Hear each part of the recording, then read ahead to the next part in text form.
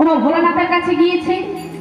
ভোলানাথের কাছে যেই না গিয়েছে, ভোলানাথকে জিজ্ঞেস করছে, আপনি যদি আমায় একটু বলেন যে হরি নামের মাহাত্ম্যটা কি, তাহলে আমার একটু ভালো হয়। বল, হরি নামের মাহাত্ম্য? নারদ, আমি হয়তো বলতে পারতাম, ওই যদি বলতে গিয়ে একটু কম হয়ে যায় তাতেই আমার অপরাধ হয়ে যাবে। তা আমি আমার অপরাধের ভাগিদার হতে চাই না। তুমি এক কাজ করো, তুমি যার নাম তার কাছে চলে যাও। এই যার নাম, এটা কার নাম?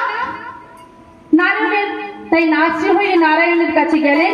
শ্রীহরি নারায়ণ আবার পাঠিয়েছে কার কাছে? না নারদ, তুমি চলে যাও যম মহারাজের কাছে, সেই তোমাকে বলে দিতে পারে হরি নামের মাহাত্ম্য।